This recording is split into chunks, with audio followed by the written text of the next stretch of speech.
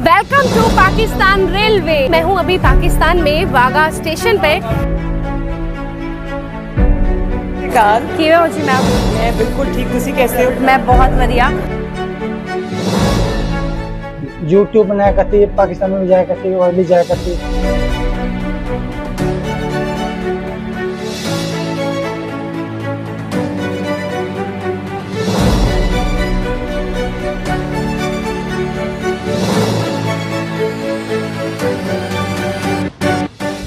నమస్తే folks, welcome to my channel. Folks, నమ్మకమైన, గౌరవమైన, ప్రాణమైన ఒకసారి పోతే మళ్ళీ రావు. బ్రతకడం గొప్ప కాదు, నిజాయితీగా బ్రతకడం గొప్ప.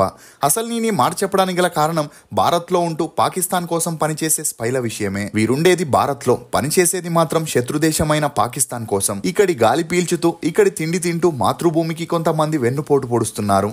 ఇక పహల్గామా ఉగ్రదాడి తర్వాత భారత్లో పాకిస్తాన్కి చెందిన స్పైలున్నారని, వారు ఇక్కడున్న సమాచారాన్ని పాకిస్తాన్కి చేరవేయడం వల్లే ఇక్కడ దాడులు జరుగుతున్నాయనే వార్తలు బయటికి వచ్చాయి.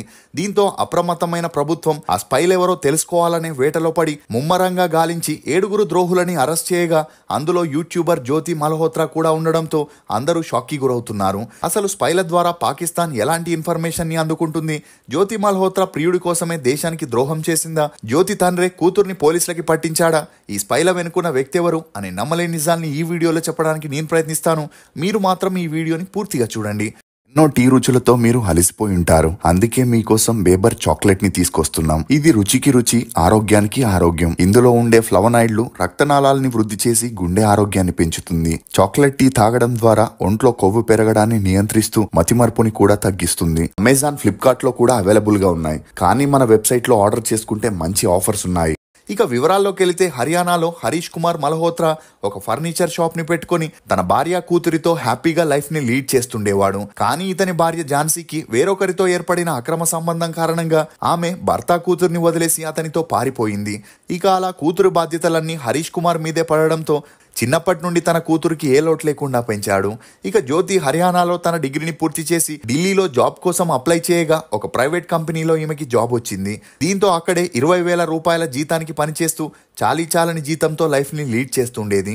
ఇక ఈ క్రమంలోనే తనతో పనిచేస్తున్న వ్యక్తితో ప్రేమలో పడి జ్యోతి అతన్ని పెళ్లి చేసుకోగా, అప్పటి నుండి వీరిద్దరూ కలిసి యూట్యూబ్ లో కొన్ని వీడియోస్ ని చేయడం మొదలెట్టారు. కానీ వీరు చేసిన వీడియోస్ కి అంతలా రీచ్ రాకపోవడం, కొన్ని ఫైనాన్షియల్ ప్రాబ్లమ్స్ కూడా రావడంతో వీరిద్దరికీ అండర్స్టాండింగ్ రాక తరచూ గొడవలు పడుతూ ఆ గొడవలు తారాస్థాయికి వెళ్లడంతో విడాకులు తీసుకొని విడిపోయారు. ఇక అదే సమయంలో కరోనా రావడం, జ్యోతికి ఉద్యోగం పోవడంతో ఢిల్లీలో ఉండలేక తన తండ్రి దగ్గరికి వచ్చేసింది. ఇదిలా ఉంటే యూట్యూబ్ లో ట్రావెల్ వ్లాగ్స్ కి, ఫుడ్ వ్లాగ్స్ కి ఎక్కువగా రీచ్ ఉండటం, చాలా మంది వ్లాగ్స్, ట్రావెల్ వీడియోస్ ని చేస్తూ ఫేమస్ అవ్వడంతో పాటు డబ్బు కూడా సంపాదించడం చూసిన జ్యోతి తను కూడా నేమ్, ఫేమ్ ని సంపాదించాలని యూట్యూబ్ ని మళ్ళీ స్టార్ట్ చేయాలనుకుంది. ఇక అందుకు ఈమె తండ్రి కూడా సపోర్ట్ చేయడంతో తన 30 ఏళ్లకి ట్రావెల్ విత్ జో అనే యూట్యూబ్ ఛానల్ ని ఓపెన్ చేసి హర్యానా, పంజాబ్, ఢిల్లీ ప్రాంతాల్లోని సంస్కృతి, ఆహారం, ప్రయాణ అనుభవాల్ని అద్భుతంగా తన ఫాలోవర్స్ కి ఎక్స్ప్లెయిన్ చేస్తూ తన మాటలతో అందరినీ ఆకర్షించింది. దీంతో కొద్ది రోజుల్లోనే ఈమెకి యూట్యూబ్ లో 3 లక్షలకి పైగా సబ్స్క్రైబర్లు రావడం, ఇన్స్టాగ్రామ్ లో 1 లక్ష, ఫేస్బుక్ లో 3 లక్షల ఫాలోవర్స్ రావడంతో మరిన్ని లొకేషన్స్ కి వెళుతూ కొత్త ప్రదేశాలని చూపిస్తూ జనాల్ని ఆకట్టుకోవడం మొదలెట్టింది. ఇక అలా భారత యూట్యూబర్లు ఎవరూ కూడా వెళ్ళని పాకిస్తాన్ కి వెళ్లి అక్కడి ప్రదేశాలని చూపిస్తూ వీడియోస్ ని చేస్తే మరికొంతమంది సబ్స్క్రైబర్లు పెరుగుతారని డిసైడ్ అయిన జ్యోతి 2023 న్యూఢిల్లీలో ఉన్న పాకిస్తాన్ హై కమిషన్ కి వెళ్లి వీసా కోసం అడగగా, అక్కడ రహీం అలియాస్ డానిష్ ని జ్యోతి కలవడం, అలా మాటామాటల్లో వీరిద్దరికి మంచి పరిచయం పెరిగి ఆ పరిచయం కాస్త నిదానంగా సన్నిహిత్యంగా మారి వీరిద్దరూ ఫోన్ నెంబర్స్ ని ఎక్స్చేంజ్ చేసుకుని అలా ఇద్దరి మధ్య పెరిగిన అండర్స్టాండింగ్ కారణంగా ఇద్దరు సన్నిహిత్యంగా ఉంటూ వచ్చారు. అలా డానిష్ ఈమెను పాకిస్తాన్ కి పంపగా అక్కడ ఈమెకు VIP ట్రీట్మెంట్స్ ని అరేంజ్ చేయడం జరిగింది. అలా ఈమెను చూసుకునేందుకు ISIకి చెందిన ఇద్దరిని అపాయింట్ చేయగా, వారు ఈమె ఉండడానికి, తినడానికి మంచి హోటల్స్ ని ఏర్పాటు చేస్తూ లొకేషన్స్ చూపిస్తూ తనతోనే ఉండేవారు. ఇక అలా ఫస్ట్ టైం పాకిస్తాన్ కి వెళ్ళినప్పుడు 5 వీడియోలని చేయగా యూట్యూబ్ లో ఆ వీడియోస్ కి మంచి ఆదరణ వచ్చి తను అనుకున్నట్లే మరికొంతమంది సబ్స్క్రైబర్లు పెరిగారు. ఇక అలా కొన్ని నెలల తర్వాత డానిష్ జ్యోతితో మళ్ళీ పాకిస్తాన్ కి వెళ్లి మరిన్ని వీడియోస్ చేయమని, వాటిని ఇండియాలో ఉండే లొకేషన్స్ తో కంపేర్ చేస్తూ పాకిస్తాన్ లొకేషన్స్ ని పొగిడితే టూరిస్టులు ఎక్కువగా వస్తారని చెప్పడంతో జ్యోతి కూడా డానిష్ చెప్పినట్లే మళ్ళీ పాకిస్తాన్ కి వెళ్లి 30 వీడియోలని షూట్ చేసి తన ఛానల్లో అప్లోడ్ చేసుకుంది. ఇక అలా జ్యోతి తరచూ పాకిస్తాన్కి వెళ్లే క్రమంలోనే ఐఎస్ఐ ఏజెంట్ అయిన రానా షెహబాజ్తో తనకి మంచి పరిచయం పెరిగి ఆ పరిచయం కాస్త నిదానంగా సన్నిహిత్యంగా మారి వీరిద్దరూ సీక్రెట్గా డేట్ చేస్తూ థాయిలాండ్, మాల్దీవ్స్ అని తిరుగుతూ క్లోజ్గా ఉంటూ వచ్చారు. కానీ ఈ విషయం డానిష్కి తెలియకుండా ఇద్దరు సీక్రెట్గా మెయింటైన్ చేస్తుండేవారు. ఇక ఇదిలా ఉంటే జ్యోతి ఆర్థిక పరిస్థితుల్ని తెలుసుకొని వారు తనకి డబ్బు ఆశని చూపించి ఐఎస్ఐకి సంబంధించిన పనుల్ని చేపించుకోవాలని డిసైడ్ అయ్యారు. ఇక అలా డానిష్, జ్యోతి మరియు రానా షెహబాజ్ ఫోన్ కాల్స్ ద్వారా మాట్లాడుకోకుండా షేర్ చాట్, టెలిగ్రామ్ లో ఎన్క్రిప్టెడ్ మెసేజ్ల ద్వారా చాట్ చేసుకుంటూ జ్యోతి ఇండియాకి సంబంధించిన ఇన్ఫర్మేషన్ ని అందిస్తుండేది. అలా ఈమె ఒకవైపు యూట్యూబ్ వీడియోస్ ని చేస్తూనే మరోవైపు సైనిక స్థావరాల దగ్గరికి వెళ్లి వీడియోస్ తీస్తూ రిస్ట్రిక్టెడ్ ఏరియాస్ ఉంటే లోకల్ వ్యక్తులకి కొంత డబ్బుల్నిచ్చి మరి ఆ ఏరియాస్ లోకి సీక్రెట్ గా వెళ్లి ఫొటోస్ ని, వీడియోస్ ని సేకరించి ఆ వివరాల్ని కోడ్ భాషలో ఐఎస్ఐకి చేరవేసేది.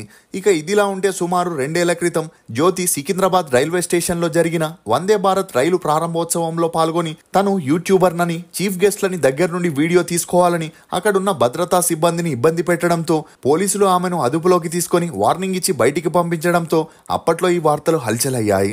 ఇక ఇప్పుడు తాజాగా పాకిస్తాన్ ఐఎస్ఐ ఏజెంట్ గా పట్టుబడడంతో అప్పట్లో తను రైల్వే స్టేషన్ లో చేసిన ప్రవర్తన వెనక ఏదైనా కుట్ర ఉండి ఉంటుందనే కోణంలో కూడా అధికారులు ఇప్పుడు దర్యాప్తు చేస్తున్నారు.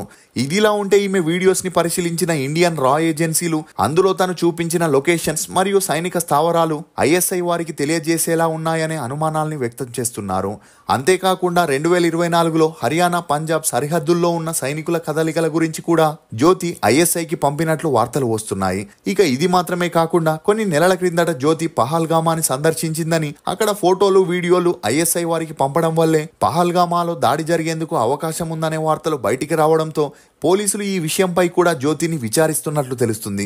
ఇక అలా అప్పటి నుండి జ్యోతి అన్ని ప్రదేశాలని తిరుగుతూ ఐఎస్ఐ వారి నుండి బాగా డబ్బు తీసుకుంటూ ఢిల్లీలో సొంతంగా ఒక ఇల్లుని కొనుక్కొని లగ్జరీ లైఫ్ ని లీడ్ చేయడం మొదలెట్టింది. కానీ ఎప్పుడైతే పహల్గామాలో దాడి జరిగి 26 మంది టూరిస్టులు మరణించారో అప్పుడే ఇండియాలో పాకిస్తాన్కి సంబంధించిన వారు ఉండకూడదని, పాకిస్తాన్ వారంతా ఇండియా వదిలి ఇమీడియట్ గా వెళ్లిపోవాలని భారత ప్రభుత్వం అనౌన్స్ చేయడం మరియు న్యూఢిల్లీలో ఉన్న పాకిస్తాన్ హై కమిషన్ కి డానిష్ కి కూడా ఇక్కడ నుండి వెళ్లిపోవాలనే ఆదేశాలని వెల్లడించారు. ఇక ఇదిలా ఉంటే డానిష్ పాకిస్తాన్ కి ఇన్ఫర్మేషన్ ని అందిస్తున్నాడనే సమాచారాన్ని అందుకున్న రా ఏజెంట్స్ అతనికి సంబంధించిన డీటెయిల్స్ ని కలెక్ట్ చేసే క్రమంలోనే యూట్యూబర్ జ్యోతి మల్హోత్రాతో పాటు మరో 6గురితో అతను కాంటాక్ట్ లో ఉన్నాడని, వారి ద్వారా ఇన్ఫర్మేషన్ ని గ్యాదర్ చేస్తున్నాడనే సమాచారాన్ని తెలుసుకున్న ఏజెన్సీ వారు ఆ 7గురిని అదుపులోకి తీసుకునే పనిలో పడ్డారు.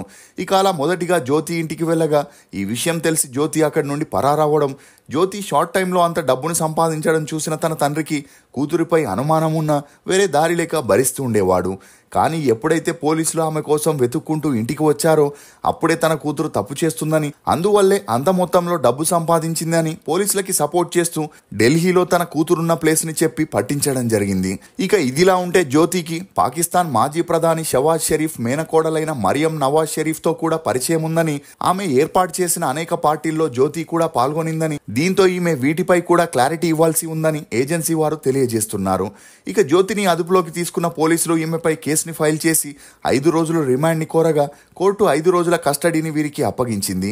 ఇక ఆ విచారణలో జ్యోతితో పాటు మరో 6గురు ఇందులో ఉన్నారని తెలుసుకొని వారిని కూడా గుర్తించి అరెస్ట్ చేయడం జరిగింది.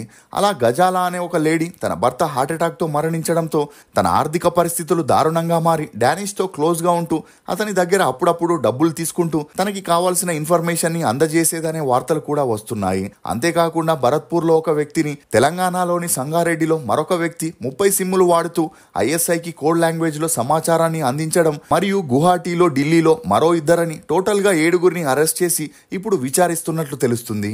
ఫోక్స్, మితిమీరిన నమ్మకం చాలా ప్రమాదకరం. నమ్మకం ఎంత బలపడితే నమ్మక ద్రోహం అంత గట్టిగా తగులుతుంది. ఇది ఫోక్స్ పాకిస్తాన్ స్పైల గురించి కొన్ని నమ్మలేని నిజాలు. ఈ వీడియో మీద మీ అభిప్రాయాన్ని కమెంట్ సెక్షన్ లో తప్పకుండా తెలియజేయండి. మేము చేసిన ఈ వీడియో మీకు నచ్చినట్లయితే ఒక లైక్ ద్వారా మీ సపోర్ట్ ని మాకు తెలియజేయండి. For more interesting videos please subscribe to CR voice. Thank you.